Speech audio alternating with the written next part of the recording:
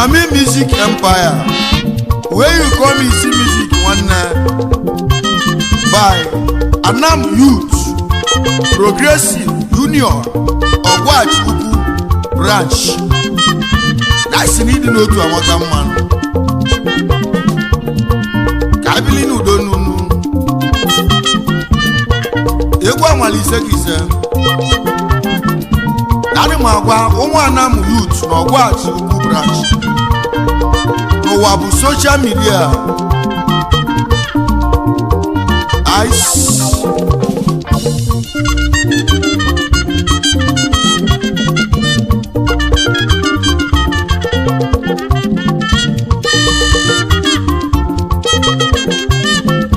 Anamu Youth no Ogwachi, Anamu Youth no Ogwachi. Kabilinu do, idi no to amaka. Kabilinu do, idi no to amaka. Kabilinu do, idi no to amaka. Idi no to yakama. Idi no to amaka. Idi no to amaka. Anamu Youth no Ogwachi, Anamu Youth no Ogwachi. And the other dilemma, and the Chimelez and Colombia. Go to a tight one. Anamu Youth no Ogwachi, Anamu Youth no Ogwachi. And the other dilemma, and the Chimelez and Ogwachi. Kabilinu do, idi no to Amakao. I lini for them mao. And then I said, I lini for them man. Okudoke ya yaniru. Anamu Youth no Ogwachi, Anamu Youth no Ogwachi. Idi no to amaka manu, idi no to amaka o. Kabilinu de, idi no to amaka nu, idi no to nyaka ma o. Wayo wayo, idi no to nyaka manu.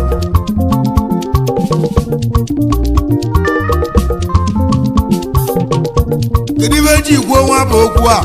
Nidi no to amaka ma o. Oye chedo to nulonu mu. Wanna malo wanye. Nidi no to amaka o. Ai lini wode ma o. Nezie nu na neku noku. Adini wa uleli aya. Anamu Youth no Ogwachi. Anamu Youth no Ogwachi. Andoga Adelema, and the Chimelez and Ogwachi. Ice. Anam Youth. What? Yeah. Anam Youth. Question. Idi no to amaka.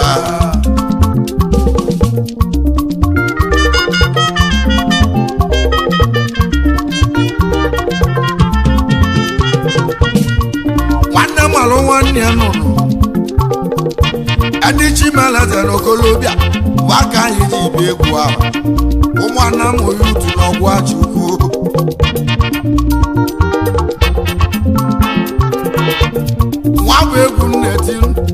Wabu egu netilunu. Onye chedo tionulu, onye chedo tionulu. Wanna malo one yo.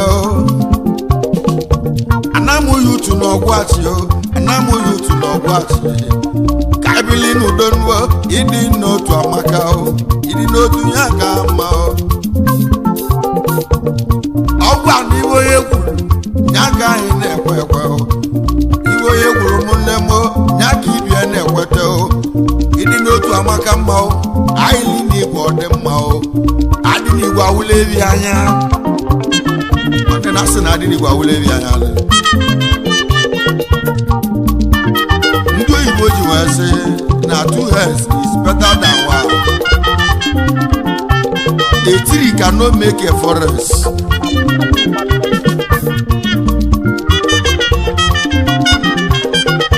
Ayabulugo wulalugo, ayabulugo wulale yao. Omwana no Ogwachi. Wabu egu njebiao, oye chedo ti onulonu.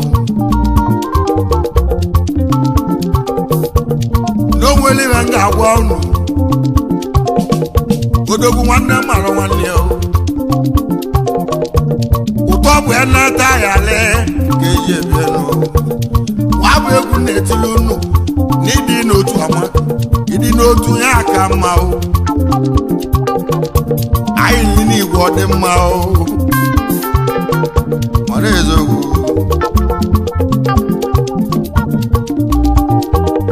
ice ka je nwere ekene ahụ ka nkene awa egwu chairman Egwurike Edesuno wire from Umuoba Anam chairman Anam Youth Ogwaju branch aka Omeli Boutique Ezi Papa Chiemele nwa landlord ka ịbụkwazi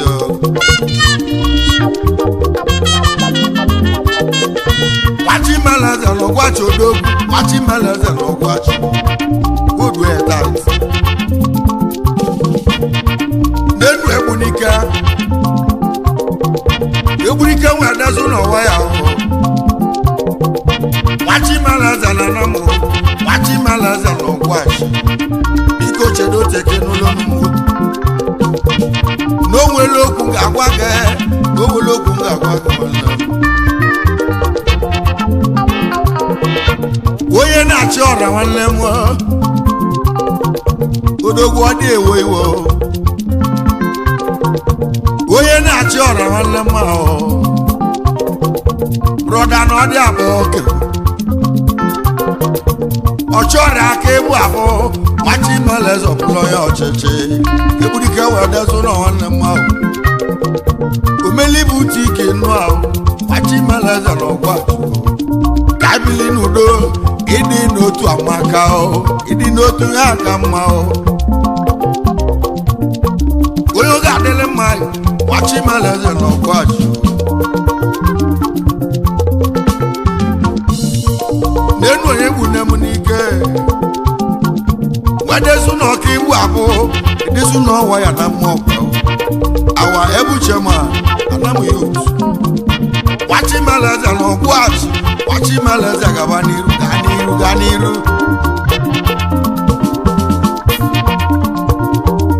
ice ife melụ ka m ga-ekwu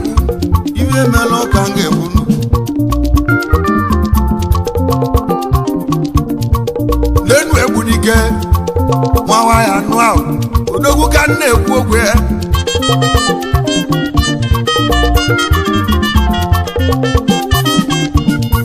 Wachimeleze na Anam o ji 50 eme ọgọ nwanne m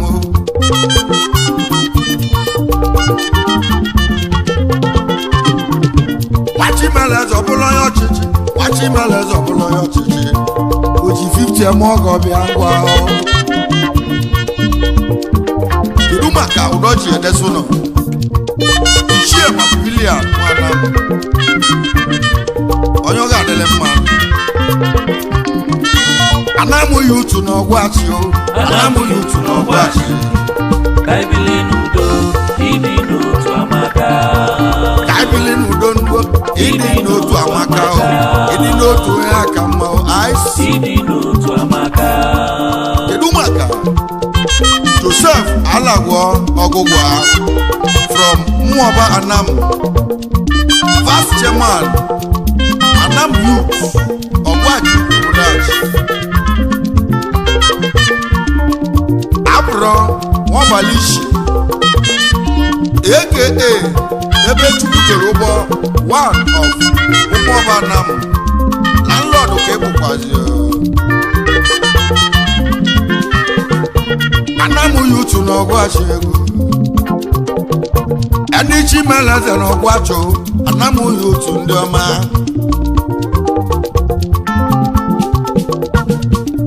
ndị ọ ga-adịrị mma ka nje nwere ekene ahụ ka nkene nwanne m Joseph Odogwe Joseph Nwalagwa Ọgụgwa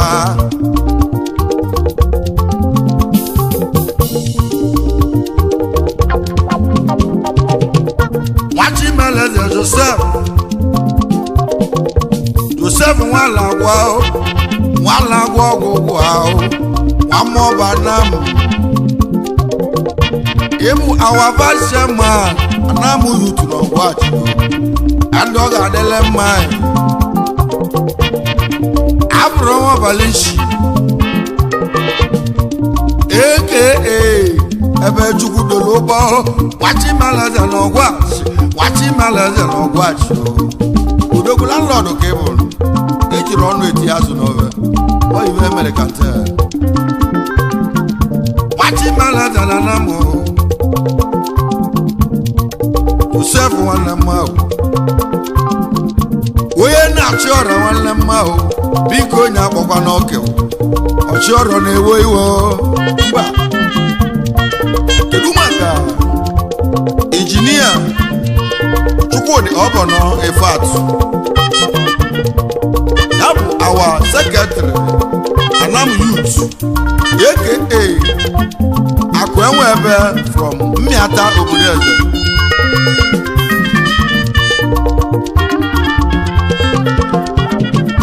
Wachi malazo dogwege. Wachi malazo wachi. Chukwudi Obono Efatu. Odogwu aka na dela ya akwụkwọ ọdakwo. Lenu akwa nwa abụọ wachi meleze na ọgwachi. Onye obodo eze, onye mmiata obodo eze. Onu mekenege. Anamu yutu na ọgwachi. Anamu yutu na ọgwachi. Ebili n'udo, ịdị n'otu amaka. Ebili n'udo, ịdị n'otu amaka. Ịdị n'otu amaka. Ịdị n'otu amaka. Nwa bụ egwu nne-etie. Brọda nwanne mmalụ nwanne o. Egwu. Ịdị n'otu ga-eji ebi enu. Ịdị n'otu amaka nụ. Anamu yutu n'ọgwachi o. Anamu yutu n'ọgwachi. Anamu yutu n'ọgwachi o. Anamu yutu n'ọgwachi. Ka ebili n'udo n'udo. Ịdị n'otu malụ mmarị nne o.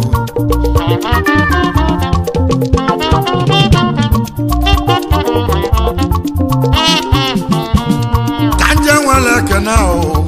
Kedu maka Celestine Okonkwo from Umudora Anam. Financial Secretary, Anam Youth, AKA Ojichukwu Bluzo, one of Anam.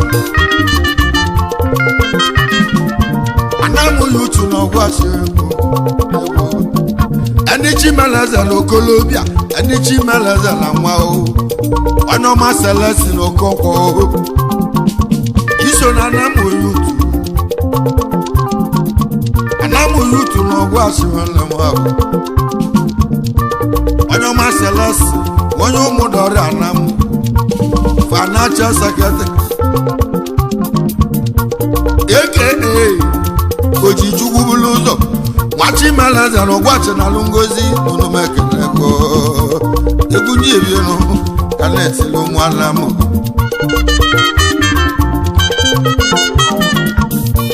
Kedu maka Engineer Clement Anekwe Obaya from Umuoba Anam. Treasurer Anam Youth, AKA Omogo, one of Anam. Landlord Kebukwazi. Anam Youth no ọgwachi ndị ọma. Ndị chimeleze na ọgwachi. Ndị chimeleze na ọgwachi. Kedu maka injinia? Ya bụ injinia Clement Odogwo. Clement nwanekwe. Anekwe Moba abaghị. Nwa Moba Anam. Ebu our treasurer Odebe ego. Anam Youth. Wachi meleze ọdịna nkasi. Wachi meleze na ọgwachi. AKA Omogo ka ibu abụ. Wachi meleze na Anam. Landlord by landlord ka ibu abụ. iwe melo ka ji ewu anamu yutu no gwacho anamu yutu no gwacho kaibili n'udonu ịdị n'otu amaka mma kedu maka John Ozemena from Umuoba Anam founder Anam Youth aka Afunwa Elodenna landlord kebozokwa ice water n'elu ezi ọhịma ahụ John Ozemena Nwachimeleze n'Ọgwachụ onye ọma John Ozemena Umuoba Anam na Ngozi Nwachimeleze oge founder Anam Youth abụwelote na anụ ahụ abụwelote na anụ ahụ landlord nụ ahụ egwu ọba Anam Youth n'Ọgwachụ kedu maka engineer Sunday Obidike Osekwe from Umuoba Anam PRO Anam Youth aka Ikonso Papa Chiemele nwa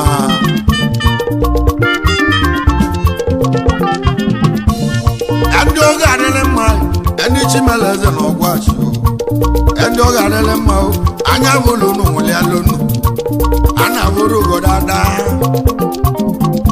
ịdị n'otu ka eji ebi elu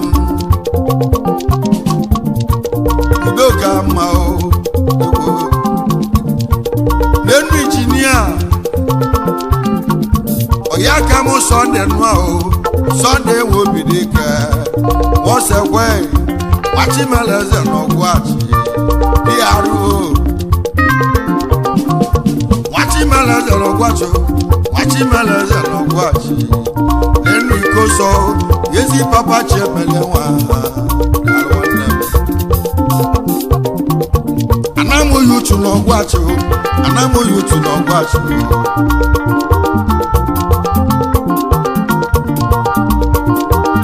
ice water kedu maka Vincent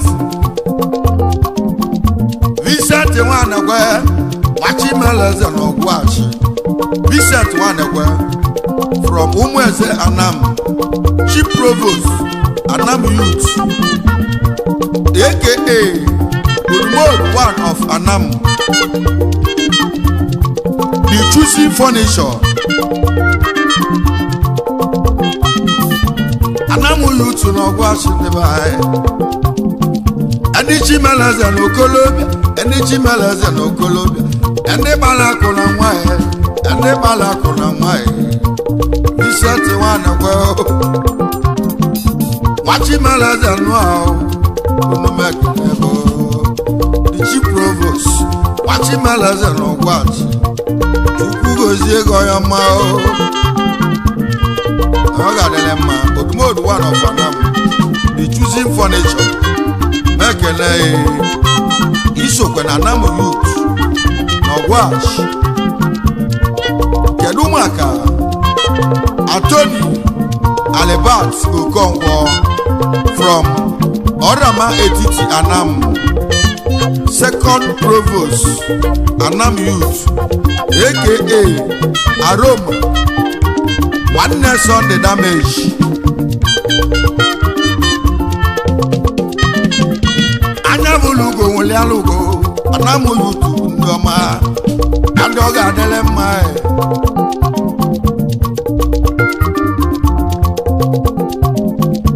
Anam Youth n'Ọgwachụ Anam Youth n'Ọgwachụ Attorney nwanne mma Attorney nwa Alibert Okonkwo Nwachimeleze Anam onye ọrịa mọbe unu mekele gị our second provost mekele gị Nwachimeleze odo Nwachimeleze gaba n'iru egwu abụ Anam Youth ndị Chimeleze n'Ọgwachụ aka Aroma Nwanne Sunday Damage mekene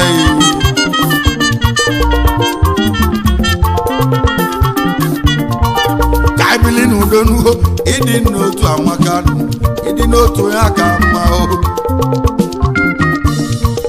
adị n'igwe awụlebi anya o anyị ili n'igwe nwanne m n'ezie na ọ ga-adị mma o ya ka m ji etilu n'egwu a anamụ yutu n'ọgwachi anamụ yutu n'ọgwachi ebili n'udo ịdị n'otu amaka ijo ijo jo ijo ijo iba ijo ijo ijo ijo ijo ijo wait and ọ ga-adịle mma anya bụlụ unu nwụlịala unu anya bụlụ unu nwụlịala unu ụmụ anamụ agbasighị ike o anamụ yutu n'ọgwụ atụ ndị ọma ndị chimeleze na okolobịa ndị chimeleze na nwanyị ndị ọ ga-adịle mma o ọrụ ezogbo kedu maka Sunday Ozekwe Onyeka from Umuobanam aka Atabuluzo Puome Sunday Egbanda landlord ndị chimeleze n'ọgwachi anamụ yutu n'ọgwachi anamụ yutu n'ọgwachi Sunday Ozekwe Onyeka nwamụrụ ọbana lekene o ọ ga-adịla gị na mma o aka Atabuluzo Puome Ibuzo Puome n'enu Sunday Egbanda nwachimeleze ọbụrụ landlord odu mekene gị dalụ egwu abụ anamụ yutu anamụ youth progressive union ọgwachi ukwu branch ọ ebe egwu na lebelenu ndị nje na ọgwachi ice ụmụ anamụ ka m chọrọ na ọgwachi enu ebu n'ike nwedezu n'odogwu ọ chọrọ aka ebu ahụ nwachimeleze ga-ewokwe n'iwu odogwu ji 50 ma ọgụ kedu maka ya second man onye ọ ga-adịle mma Joseph nwala agwa ọgwụgwụ first man nwachimeleze ka bụrụ n'ofu ka agbakọtala ọnụ adịghị gwawulebi ya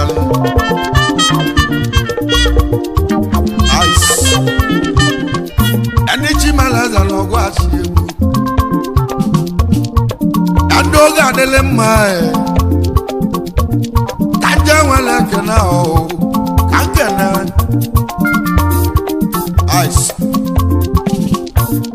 Nnamdi Ifeaka from Mmiata Obodeze aka Ọgbatuleyi 1 na Mmiata Anam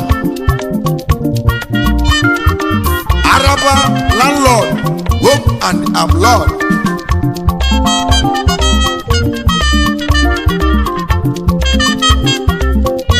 anamụ yutu n'ọgwachi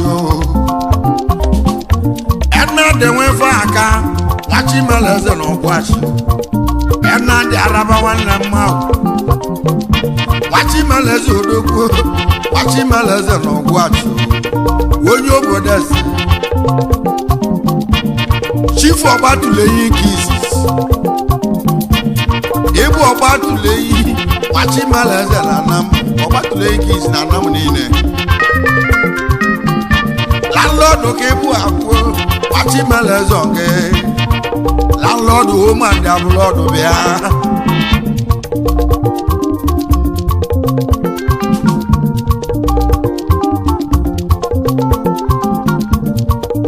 ndị ọ ga-adịle mma ndị chimeleze na ọgwachi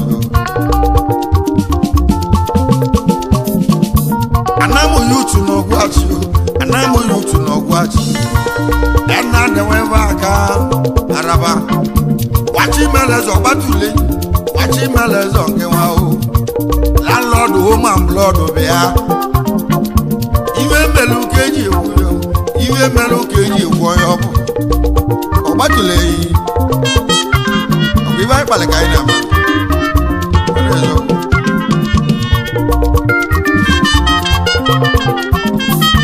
anamụ ya otu n'ọgwachi anamụ ya otu n'ọgwachi kedu maka Aboy David Okonkwo from Odama Etiti Anam aka amụrụ ya na ego ka onye metere obulu n'isi ya Odama Etiti landlord ka ịbụkwazi o ji 20 eme ọgọ Wachimeleze odogwe Wachimeleze gaba n'iru Aboy David Okonkwo Wachimeleze n'Ogwachi onye ọrịa ma ọbịa odogwu amụlụ onye na-ego iwe metụrụ obulu n'isi ya iwe metụrụ ka oge bụ na-egele ochie landlord odogwu ego o ji 20 eme ọgọ nnụ ahụ ka o metere iwe zulu koleme odogwu ji 20 eme ọgụ ihe gwara m 20,000 isi na nke bụ obele n'ụbọchị anyị ga-abịa Ogwachi anyị ga-ele ife nọ ndị Igbo nwee sị na ọnụ egbulu n'ọnwa na mbụ na ọ dịgo n'izu ọkụkọ akpalagba ka eji si ekwe ice ka anyị bili n'udo ngo ịdị n'otu amaka nọ ịdị n'otu amaka mma anyị li n'Igbo dị mma adị n'Igbo awụla ewi anya kedu maka Chidokwe Ọgwụgwọ Ekwalọ from Ụmụọba Anam aka Igwe Galaxy onye ọ ga-adịle mma ọkpadube m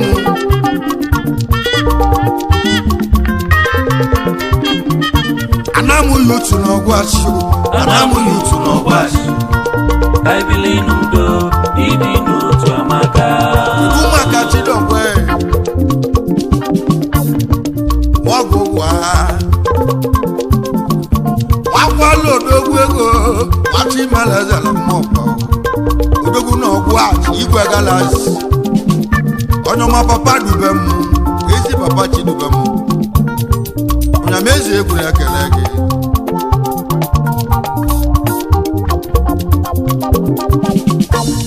kaje nwere ekene ahụ ka nkene Chukwu buko wezuru Ekweze oke nwa na mmịata ahụ ezi nwa na mmịata ahụ Chibuke zuru Ekweze daalụ anamụ ya utu n'Ogwachi anamụ ya utu ndị ọma onye mmịata obodo eze odogwu na plọmba wọ ekere isokwa na anamụ ya utu ndị Chimeleze n'Ogwachi ndị Chimeleze n'Ogwachi ndị ọ ga-adịle mma anya hụlụ ugo nwelele ya kedu maka Uchekwu Joseph Nnekwe from Ụmụọba Anam aka Akụnesi Obi Ike nwanne Sylvester Overdose mekene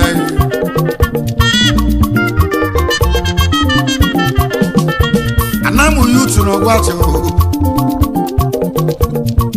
nenu Uchekwu nwa Joseph odogwu Joseph nwanne kwe Wachimeleze n'Ogwachi odogwu Akụnesi Obi Ike nwanne m ahụ nwanne so nwanne m ahụ Wachimeleze odogwu Wachimeleze daalụ ọlụ nwanne Sylvester Overdose ekele kedu maka Sylvester Igwedimma from Ụmụeze Anam electrical engineer ekele nenu Sylvester Igwedimma Wachimeleze Wachimeleze na Ogwachi, Wachimeleze na Ogwachi, Onyoma na Ogwachi, Mwamweze na Munua, Ibu electrical engineer, Onumeka na Gadalo Dalu, Kedumaka Samuel Wachuku from Umuobanam, aka Elibe Agwago. Samuel Wachu Wachimeleze na Ogwachi Odogwu Ibu Elibe Agwago Kankenekwe Dominic Edezuno Wire from Umuobanam, aka Okwutiko Benigo.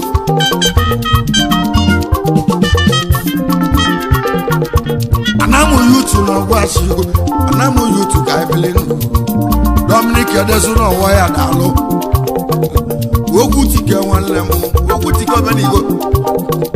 Wachimeleze na Ogwachi Mekene Kedumaka Nzedigwe Obike Ogechu from Umuezanam, aka Anebunigwe Ogwebu Obidike.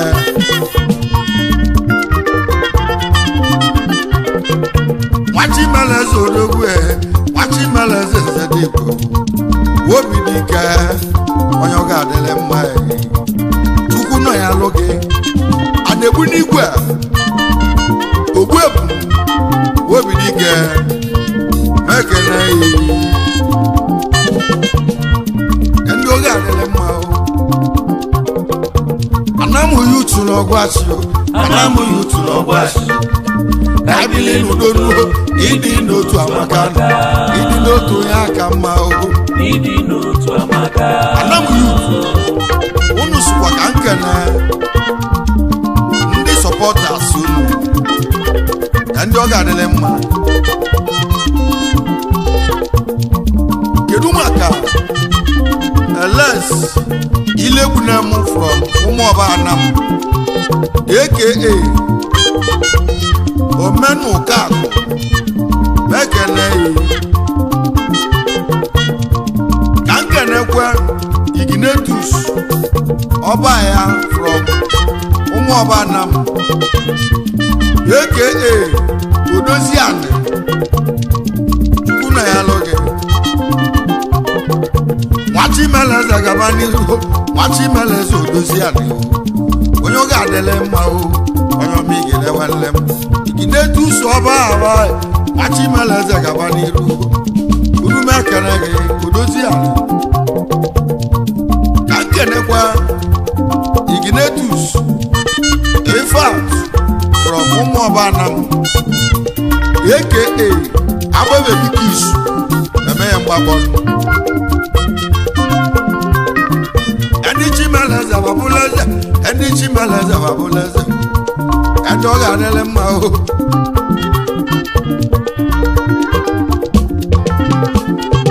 Ka nkene Comrade Peter Nwachukwu Anekwe Obaya from Umuobanam, aka Ugobeli Noji Mekene. Kedu maka Ifeanyi Nwa Ignetus mmadụ na-eme from Mmiata Obudeze, aka The Host Money.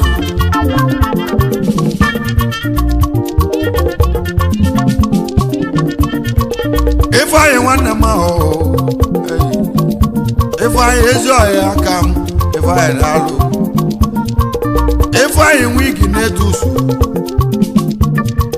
nwa mmadụ na-eme Wachimeleze gaba n'iru onye Obudeze Wachimeleze nụa Odogwu The Host Money Mekene. Ka nkenekwe Chukwuemeka Mbanefo, aka aka na-achọ ụlọ mma, Emi Millions One of Aguleri POP Master. Wachimeleze odogwu Wachimeleze dalụ onye ọma Chukwu Emeka nwanne m onye ọ ga-adịle mma nwamba na-efo emi millions ekele kedu maka Chukwu Emeka John mmadụ bụ eze from Omo aka Ishie million onumekele Wachimeleze odogwu ego Wachimeleze nụ ahụ onye ọma Chukwu Emeka John mmadụ bụ eze odogwu Wachimeleze n'ọmọ Ishie million onumekele gị kedu maka Oliver Chukwu Ani from Kano Enugu State Ogbuefi Nwalupuakụ mekene Oliver Ezioema Wachimeleze odogwu Chukwu Ani onumekele gị odogwu bụ n'Enugu na Kano Enugu onye ọma Nwalupuakụ kedu maka Ikechu Emo from Aguleri aka Ọzọ Igbo Ndụ mekene Ezioema Wachimeleze na Aguleri odogwu Ọzọ Igbo Ndụ onumekene kedu maka Arize Ifema from Umwe aka Ụgwọma mekene Ụgwọma na mwere okebo ugozie ijo ijo ijo ijo ijo ijo ijo ijo ijo ijo wes anamu yutu n'ọgwatụ ndị Chimeleze n'ọgwatụ ndị ọha adịle ndị Chimeleze n'ọgwatụ unu mekene unu ịdị n'otu amaka anyị n'Igbo ọdịm kedu maka Augustine Ịma Obianọ na Mega otu ọba na ụmụala ọgụ ọgọmgbọbụleyi pilot cable ekele Augustine nwe mụ ọyị mee Wachimeleze na nam unu mekele gị ọ ga-adịle mma odogwu nwanne ọgụ ịbụ mgbe ọbụla ehi Wachimeleze pilot unu mekele gị daalụ daalụ esi ka nkenelu gị izi Chukwu ụgbọala nwanne ọyị nwanne m odogwu alọghị mmeze mmadụ bụ eze na Ngozi Wachimeleze na nam Izichukwu alọghị mmadụ bụ eze na Ụmụodi ụmụ enwelu m anam Solomon the young money mekene gị Yesuwa ka nkene ezi nne m lodogwu udebe ezugo alọghị mmadụ bụ eze ọ na-eziokwu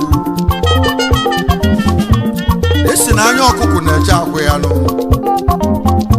avọ m ụlọ ọmụmụ kwadebezi avọ m ụlọ ọmụmụ kwadebezi avọ m ụlọ kenwa egwu enu Izichu eme egbe eji elu mbịa anụ ahụ egbe eji elu mbịa anụ ahụ Augustine Yesuwa ka nkelele gị Dr. Felix Udeze Ọnụala aka gbaji aka one of Igbo land aka gbaji aka one of Igbo land Yesuwa ka nkenele oge ezu ọhị gị anekwe ụgbagụ ndị enu oligbogbo woji m ada gbogbo m nwanne asị na ezu ụka na-eli atụtụ nke ganụ Wachimeleze odogwu ego Wachimeleze anaso ọma na-ahụ ụgbago